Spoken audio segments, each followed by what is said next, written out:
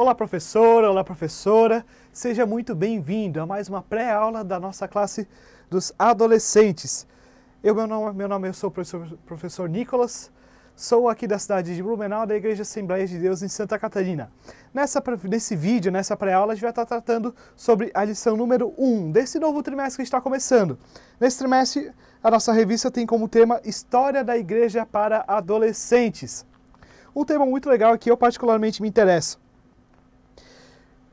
A gente usa aqui em Blumenau a revista Adolescentes Vencedores. Se você usa essa revista, a gente vai estar construindo nessa videoaula, dando algumas dicas, trabalhando juntos para estar preparando uma aula que abençoe seu adolescente, que abençoe a sua igreja, a sua comunidade. Nessa lição número 1, a gente tem como tema Por que estudar História?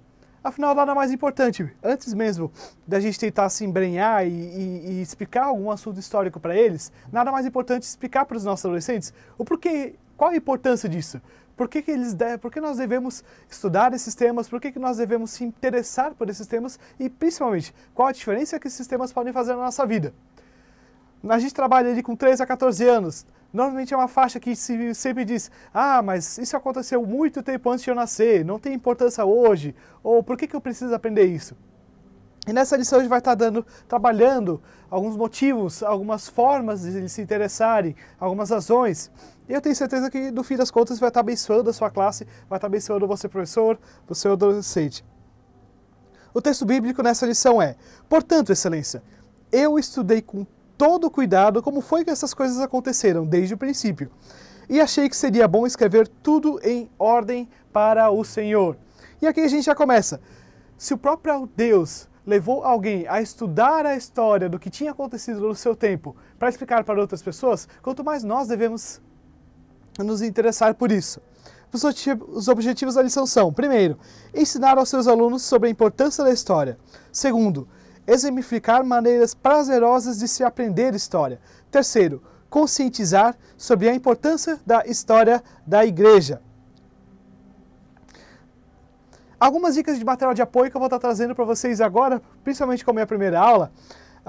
Normalmente é interessante a gente se preparar, estudar sobre o tema, conhecer melhor para a gente estar podendo explicar para os nossos alunos.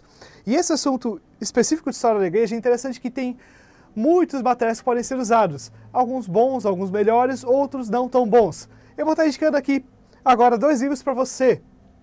Você pode estar usando para se preparar para as suas aulas, para entender melhor o assunto, talvez até tirando citações, você pode passar para os seus alunos, entender melhor o contexto de toda a situação que ocorreu. Alguns deles você pode até estar passando para os seus alunos que possam vir se interessar pelo assunto. Eu separei os 2 livros. O primeiro é História do Cristianismo, do autor é Bruce Shelley. Eu tenho ele comprei ele na versão digital somente. Por serem mais em conta, eu normalmente às vezes acabo comprando alguns livros na versão digital, que eu consigo ler no celular, tablet e de outras formas. Esse livro talvez seja o mais importante que eu vou estar indicando aqui hoje. Por quê? Ele aborda toda a história da igreja e aborda como um todo. Existem alguns livros que você pode pegar muitas vezes, que eles vão cobrir uma época específica, algum assunto específico dentro da história da igreja. Alguns vão tratar somente de um determinado período da história, outro vai focar muito em biografias de algumas figuras, que eu também vou indicar algum livro que tem biografias, mas esse vai pegar toda a situação desde lá do começo até os dias atuais. É um livro talvez um pouco longo, mas eu peço que você não se assuste. Por quê? Apesar dele ser um pouco mais longo, ele tem em torno de 550 páginas, ele é um livro muito simples de ser lido. Existem livros que às vezes eles são mais curtos, mas eles podem ser uma leitura um pouco difícil, que às vezes você vai levar mais tempo lendo aquele livro, mesmo que ele seja um pouco mais curto. E esse autor, o Bruce Shelley, ele usa uma linguagem muito simples, uma linguagem muito tranquila, muito atual, nada de termos muito técnicos, quando ele cita algum, ele explica. Então, sempre de forma muito simples, os capítulos são pequenos, se você lê um capítulo por dia, que normalmente tem 8, 10 páginas, logo você vai estar terminando o livro, ou 2 capítulos, conforme você for preferir. Então, tem livros que seriam mais curtos, talvez para indicar para vocês, mas seriam mais difíceis. Como diz um amigo meu, tem livros que se fossem mais longos, eles seriam mais simples. E esse é justamente o caso desse. Ele é um livro um pouco mais longo, mas ele é uma leitura muito agradável, uma leitura muito tranquila. Ele pega bem certinho a questão da narrativa da história ao longo dos tempos. Ele vai pegar como as coisas aconteceram. E outro livro que vou estar indicando para vocês hoje é o Heróis da Fé, do Orlando Boyer. Esse daqui eu acho que não vai dar para ver tão bem na imagem, mas está descrito ali no material escrito do site. Esse livro é 20 homens extraordinários que incendiaram o mundo. Ele é um livro de biografias. Algumas pessoas que são citadas na revista, ele vai estar falando nesse livro. Lutero, Calvino, Charles Wesley, que vão ser citados na revista, que ele tem uma biografia um pouquinho mais ampla do que teria no História do Cristianismo ali do Bruce Shelley que eu indiquei antes. É um livro bem devocional, também bem tranquilo. Você pode indicar para o seu adolescente para inspirar ele, para ele aprender melhor algumas coisas. Tem história de muitas outras pessoas que você pode estar usando, inclusive. Mesmo que não seja citada na lição, é interessante, por exemplo, nós vamos ter lição sobre a Reforma, vai falar principalmente de Lutero e Calvino, mas existiram outros. Você pode falar de Zwinglio, Jerônimo Savonarola, e tantas outras pessoas que contribuíram para aquela coisa que talvez não são citadas na revista, ou até às vezes não são citadas na bibliografia mais conhecida sobre o tema, mas esse livro ele explica quem foram as pessoas, qual a sua contribuição, e é muito interessante. Eu fiquei particularmente empolgado quando eu vi o tema desse trimestre, porque eu sou, digamos, um filho da escola bíblica. Eu gosto muito de história da igreja e eu comecei a me interessar e comecei a aprender história da igreja na escola bíblica. Me lembro até hoje das aulas com o irmão Joel e a irmã Annelise Beth. Eram meus professores da época, e eu lembro que eu li toda aquela lição e gostava muito, e devo ter lido aquela lição algumas vezes. Depois do curso teológico me aprofundei, agora também para gravar as aulas. Estou estudando o tema novamente, mas é uma coisa que eu gosto bastante. Eu gosto de história em geral, e foi um desafio para mim explicar motivos para se aprender história. Porque, olha, para mim já é uma coisa que eu me interesso. Então eu tive que buscar motivos para você, passar para os seus alunos, para estar se interessando pela coisa. Porque às vezes é muito importante a gente ir além da nossa próprio gosto e além da nossa próprio interesse e estar se colocando no lugar de outras pessoas para passar o tema. E aqui na introdução a gente vai começar.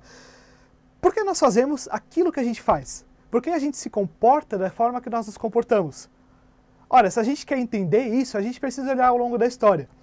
Porque muitas vezes determinados comportamentos, determinadas atitudes que as pessoas têm hoje foram moldadas por coisas muito antigas. Por exemplo, um exemplo secular. Nós vivemos num sistema democrático. De onde veio a ideia de democracia? Como é que se chegou à conclusão de que democracia era pior, por exemplo, do que uma ditadura? Olha, foi todo um processo que aconteceu ao longo do tempo, ao longo de muitos países, que experimentaram diferentes formas e se chegou à conclusão que a melhor forma talvez era a democracia. Tem suas imperfeições, tem suas situações, mas foi muito melhor, por exemplo, do que o Estado chamado na época absolutista, onde o rei ele tinha todo o poder e ninguém podia questionar ele. Então, por que nós fazemos dessa forma? Estudar a história ajuda a nos explicar por que temos certos comportamentos, ajuda a ver o quanto nós evoluímos nas nossas atitudes, que é uma coisa que muitas vezes acontece. Pessoas que não se interessam por história, pessoas que não se interessam em entender por que a gente faz as coisas que a gente faz hoje e por como é que a gente pode melhorar, eles às vezes tendem a ser um verdadeiro reclamão. Por quê? Eles sabem apontar tudo que nós temos de errado nos dias atuais, tudo que nós temos de coisas incorretas que a gente deveria melhorar e que devemos realmente melhorar, mas ele, por não ter essa perspectiva de ao longo do tempo, ele acaba sempre meio que falando: mas as coisas são ruins, é assim mesmo, nunca vai melhorar. E sendo que não é assim, não é bem assim. Se nós estudarmos a história da igreja, a história como um todo, nós vamos ver que as coisas sempre melhoraram ao longo dos séculos. Eu vou usar aqui a palavra evolução, que é um pouquinho herética atualmente, mas é exatamente isso. Jesus fala que ele edificaria a igreja dele. E a gente deve ver isso como um processo ao longo dos séculos. Ele realmente tem feito essa edificação, aos poucos. Cada geração tem agido de uma forma melhor do que a geração anterior. A cada nova pessoa que surge, nós temos acrescentado ideias, acrescentado práticas, refinado nosso comportamento, expandido o cristianismo por todo o mundo, cumprindo o ID de Jesus. E de que forma que a gente pode saber o que deve ser feito hoje, como é que a gente pode contribuir com a edificação da igreja que Deus tem feito, se a gente não sabe aquilo que já foi feito ao longo dos tempos? Nós muitas vezes vamos estar tentando lançar fundamentos que já foram lançados, em vez de a gente tentar crescer o prédio um pouquinho mais. Outra coisa que a gente começa a entender um pouquinho melhor, quando a gente estuda a história da igreja, a questão das nossas crenças. Com toda certeza, irmão, as nossas crenças são baseadas na Bíblia, unicamente como regra de fé e de prática. Mas nem todos os cristãos concordam que a Bíblia é a única fonte de que nós devemos tirar nossas doutrinas. Como é que se chegou a essa conclusão? Quando é que foi que isso aconteceu? A ideia de que talvez existiriam outras fontes para a doutrina que não a Bíblia é até mais antiga do que a nossa ideia de que somente a Bíblia é inspirada, a palavra de Deus. E como é que nós chegamos a essa situação? Por que nós batizamos apenas adultos? Existem muitas igrejas, mesmo evangélicas, não somente a católica, que batizam crianças, pelos motivos deles. Mas daí na palavra de Deus fala que era de tal forma, com toda certeza. Mas por que eles fazem daquela forma, nós fazemos de outra? De onde é que veio isso? Existem algumas igrejas pentecostais ao redor do mundo que batizam crianças. Se você querer descobrir por que, por exemplo, a Assembleia de Deus batiza adultos e não crianças, além da palavra de Deus, claro, que nós nos baseamos, nós vamos ver que a igreja, os fundadores da igreja Assembleia de Deus do Brasil eram pastores batistas. E os batistas têm uma tradição muito longa de batizar somente adultos, somente aqueles que confessam a fé, e não aqueles que são parte da família da fé, no caso. Liturgia. Por que nós temos uma determinada liturgia e, por exemplo, os presbiterianos têm outra? Todas essas questões, nós nos baseamos na palavra, mas muitas delas houveram entendimentos que começaram a surgir a partir de certo momento, ou que se resgatou a partir de certo momento, porque eu particularmente acredito que a nossa visão é a mais antiga, mais próxima da igreja primitiva, mas tem irmãos que vão discordar. E a gente vê, principalmente para a nossa inspiração, quando a gente estuda a história da igreja, que as pessoas usadas por Deus eram pessoas comuns, eram pessoas simples, mas completamente entregues na mão do Espírito Santo. Como diz Orlando Boyer no subtítulo do livro dele, Heróis da Fé, pessoas que incendiaram o mundo. Não eram heróis porque é o título do livro, mas não eram super-homens, eram pessoas comuns entregues nas mãos de Deus. Na sessão Quebrando a Rotina, nós temos ali a indicação que você faça com seus alunos, pegue fotos de várias épocas, vários períodos da história, tanto de roupas, de construções, eu diria até de hábitos, coisas que aconteciam, e coloque para eles de forma desordenada. E peça para eles ordenarem essas fotos conforme a mania do tempo. E reflita com eles, como é que as coisas eram antigamente? Será que nós estamos melhor hoje? Será que nós evoluímos? Ou será que nós andamos para trás? Ora, Deus prometeu que iria edificar a sua igreja. Então a gente não pode chegar hoje e descobrir que nós estamos pior do que há muitos anos atrás. Certamente nós estaremos melhores, ainda com erros, ainda com falhas, mas com toda certeza Deus edificou sua igreja. O prédio, que começou pequeno lá naquela época, já é muito maior e vai continuar crescendo ao longo do tempo. Mostra que cada momento permitiu avançar um pouco para o próximo ponto. E é interessante ver se você tanto os edifícios, como eles, ao longo dos anos, eles foram mudando e talvez avanços que ocorreram permitiram mais avanços futuros. As roupas, a mesma coisa. As roupas 100 anos atrás, elas não são tão parecidas com as de hoje, mas elas são muito mais parecidas do que as roupas de 300, 400, 500 anos atrás. Então é muito interessante para você passar para os seus alunos. Por que estudar a história? E agora nós vamos para o nosso próximo ponto, que é como podemos estudar a história? Essa lição também aparece para os nossos adolescentes, mas talvez seja mais importante ainda para nós professores. De que forma a gente pode ensinar história? Aqui a gente vai inverter um pouco a pergunta. Ele diz como estudar, aqui a gente vai dizer como nós devemos ensinar história, como despertar o interesse dos nossos alunos para a história. Muitos, como eu comentei, não vão ser desinteressados, vão achar que não é algo realmente importante. E como é que a gente pode contornar essa situação toda e fazer eles se interessarem um pouco mais pela coisa? Estudar história não deve ser somente conhecer o que está longe de nós, mas principalmente o que está perto. Eu sempre digo, a melhor forma de você estudar história é começar no passado e vir até o presente e ver aos poucos.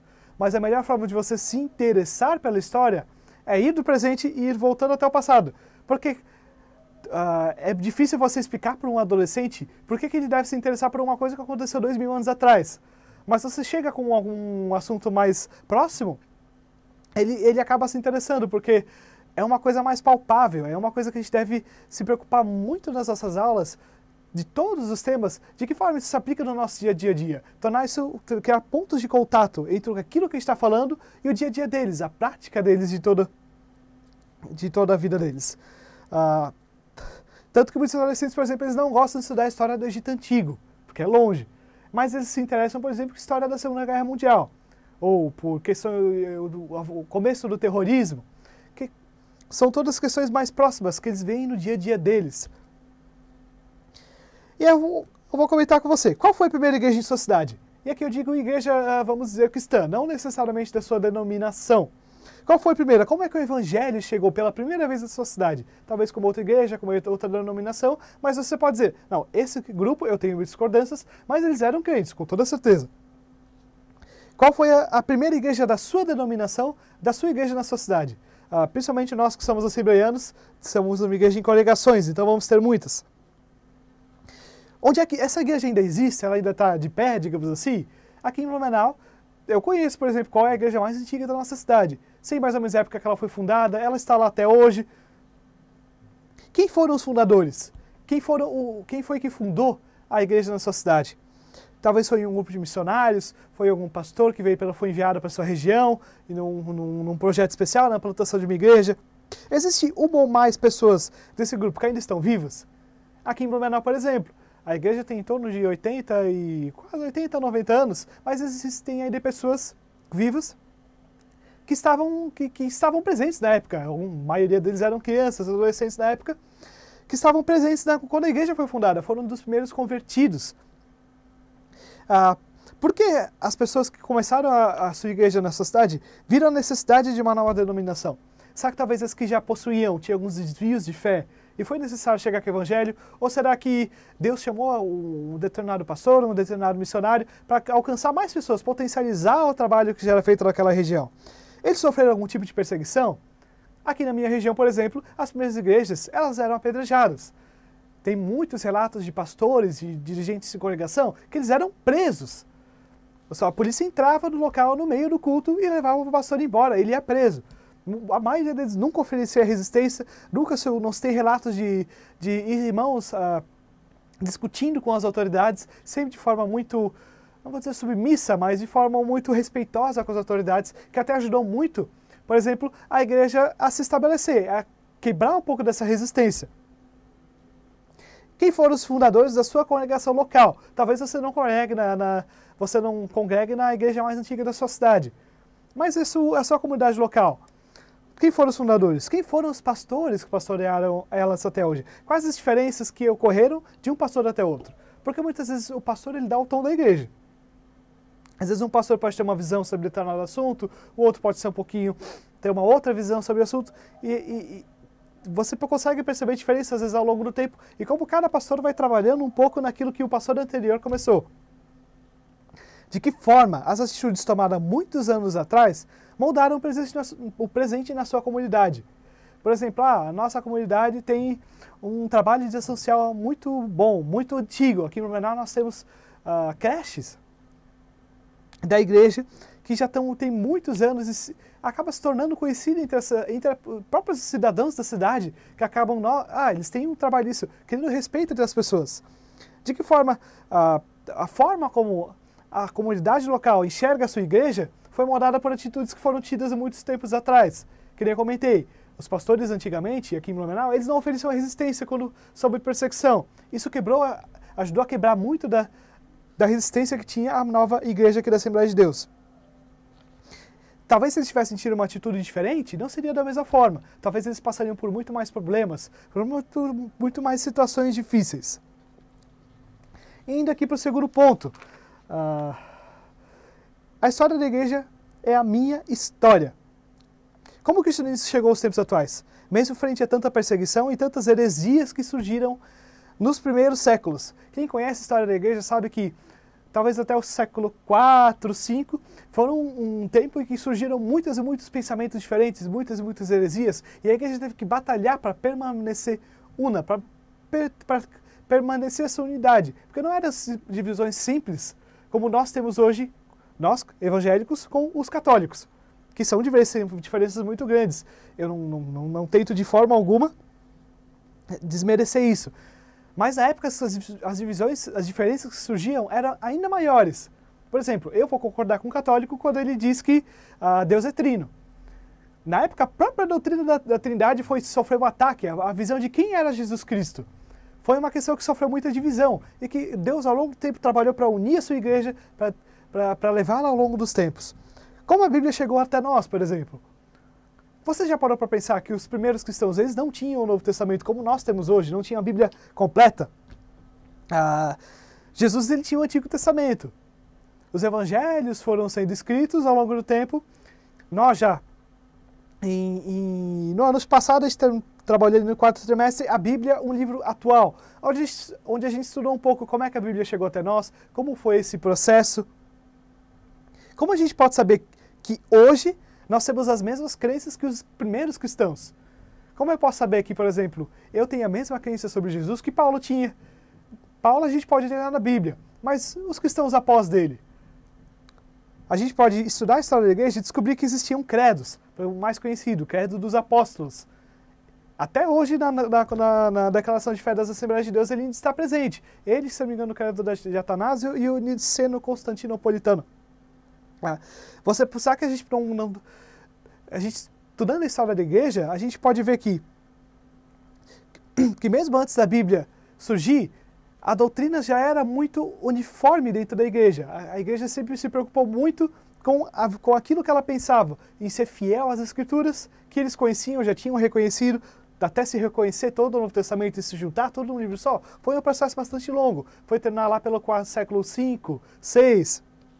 Mas mesmo antes disso, a gente pode ver a mão de Deus ao longo da história, guiando a sua igreja, ensinando a sua igreja, preservando a sua igreja na sã doutrina. Que nem eu comentei antes, porque nossos cultos são desse jeito. Existem cultos diferentes? Quais são as raízes, por exemplo, do culto pentecostal? Que ele é muito particular entre muitas igrejas diferentes. Por exemplo, aqui em Blumenau nós temos muitas igrejas luteranas. Se eu for numa igreja luterana, ela vai ser completamente diferente a liturgia do que a Assembleia de Deus. Se eu for numa igreja presbiteriana, vai ser muito diferente da igreja batista. Por que dessa forma nós temos os cultos dessa forma? E a gente vai aprender isso estudando a história da igreja. Conhecer a nossa história nos ajuda a escapar de heresias, pois muitas não são novidades, já são antigas, apenas vieram com nova roupagem. Estudar a história da igreja nos ajuda a fugir de ventos de doutrina. Por exemplo, muitas heresias que existem hoje não são novidades. Muitas novidades até que surgem são coisas que já eram ensinadas muito antigamente, foram condenadas pela igreja. Aqui, vou citar um exemplo um pouquinho polêmico. Testemunhas de Jeová, eles creem que Jesus Cristo não era Deus como Deus Pai. Talvez algum deles possa achar que isso foi uma doutrina que surgiu ali com o fundador da seita dos Testemunhos de Jeová. Mas nós podemos ver que isso já é muito antigo, surgiu com o presbítero Ário, ainda na história da igreja. Então, já nessa época houve toda uma discussão, houve todo um debate sobre qual era a visão correta, quem era realmente Jesus Cristo. E você pode ver que muitas vezes erros que nós cometemos hoje já foram cometidos no passado. Talvez se nós conhecêssemos o nosso passado melhor, a gente poderia estar avançando mais rápido em direção à missão que Deus deu para nós, a nossa verdadeira chamada. Então é muito importante até para a gente permanecer firmes, porque uma construção, a igreja que Deus tem edificado, ela vai ser sólida, ela vai ser firme, ela vai ser inabalável, porque o próprio Cristo sustenta ela. Então que a gente estudar a história da igreja ajuda a gente a não ficar balançando conforme as novidades que surgem. E aqui já me encaminhando para a conclusão. Conhecer a história é conhecer a nós mesmos. Conhecer a história é saber que nossas atitudes podem ter impactos para a eternidade, mesmo nesse mundo.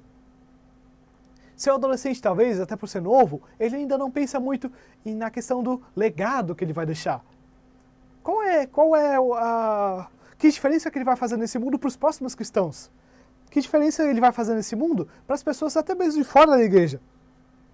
Pessoas que não se interessam pela história, elas não se interessam pelo próprio legado. Porque, por não conhecerem a história, elas não conseguem observar aqui atitudes pequenas tomadas talvez há 5, 6, 20 séculos atrás, mudaram toda a história hoje. Será Se Lutero, por exemplo, não tivesse feito o que fez na sua época, que começou com um simples chamado para o debate, pregado na porta de uma igreja, ele convidou as pessoas para fazer um debate sobre um tema que ele discordava da igreja da época. Só que se ele não tivesse feito aquilo naquela época, que é uma atitude muito pequena, era comum na época, a gente não estaria aqui hoje. Eu acredito que Deus teria usado outra pessoa. Mas a gente pode ver que naquela época, aquela atitude poderia parecer tão pequena, aquilo desencadeou uma série de eventos tão grande que mudou a história, toda a história, tanto dentro da igreja quanto fora da igreja. Toda a visão de política, toda a visão de educação, toda a visão de como o mundo funciona. Conhecer a história é saber que não existe ninguém pequeno o suficiente que não possa ser usado por Deus para transformar a nossa realidade, como eu tenho agora. Não podemos ser ignorantes quanto às nossas próprias raízes. Conhecer os erros e acertos que passamos para chegar até aqui, podemos agir ainda melhor no futuro, evitando repetir os erros e valorizando o conhecimento adquirido ao longo dos séculos. Você, professor, pode estar ensinando algum próximo grande reformador, algum grande evangelista, algum grande pastor que vai mudar a situação do nosso país ou quem sabe do mundo. Vai romper com questões que Deus queira, que vai fazer a vontade de Deus. Seja zeloso, seja excelente no chamado de Deus para a sua vida. Não desvalorize de forma alguma o seu adolescente. Mesmo que ele não se torne conhecido no futuro, Deus pode usar atitudes dele para mudar toda a história. Porque mesmo que na questão da reforma protestante, puxando o fio que eu falei antes, você pode ver que Lutero foi talvez aquilo onde a coisa explodiu. Mas existem muitas outras pessoas ao longo do tempo em que, pela atitude delas, pela visão delas, Deus começou a agir até desencadear naquela situação onde ele deu um pontapé de vez para levar a coisa para frente. Seja excelente do chamado de Deus para a sua vida hoje, quer ensinar os seus alunos, quer mostrar aos seus alunos qual é a vontade de Deus para a vida deles. Aqui a gente vai terminando mais essa pré-aula, espero poder ter ajudado você a preparar um pouco e refletir um pouco melhor sobre esse tema. Não esqueça de acessar o site da Escola Bíblica aqui em Blumenau, www.eb-blumenau.com.br. Lá você pode achar subsídios para outras aulas, você pode acessar o material escrito que nós preparamos, às vezes assistir o vídeo, é legal para a gente entender melhor o tema, eu tenho tempo para explicar mais coisas, mas o material escrito ajuda a gente a organizar melhor a nossa aula, preparar melhor o nosso esboço. Se você está assistindo pelo YouTube, acesse o nosso site. Se você já está no site da igreja, acesse também pelo YouTube. Se inscreva no canal da nossa igreja. Aqui você vai estar podendo receber notificações de outras pré-aulas, de outras turmas e outros temas que estejam disponíveis. Também pregações aqui do nosso templo sede, eventos que aconteçam, você vai estar recebendo e eu tenho certeza que você é grandemente abençoado. Se você gostou do vídeo, não esqueça de curtir, assine o canal. Se você tiver alguma dúvida, pode deixar nos comentários, no YouTube ou no site da igreja, ou no material escrito também, eu sempre deixo o meu contato. Não hesite. Professor Nicolas, aqui em Blumenau, o livro que eu indiquei, que você indicou, não tem aqui na minha cidade. Mas tem um outro livro que me indicaram, um vendedor da loja me passou. O que você acha? Você conhece? Normalmente eu conheço uma parte deles, até porque é um tema que eu me interesso bastante. Ou, o que você acha de tal coisa? De dúvidas em geral que você possa ter, não hesite em entrar em contato conosco.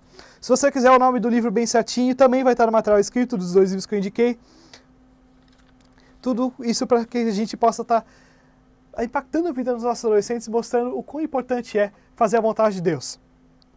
Que Deus abençoe você e sua classe, que Deus abençoe você grandemente, que o ilumine e que o direcione para preparar essa pré-aula.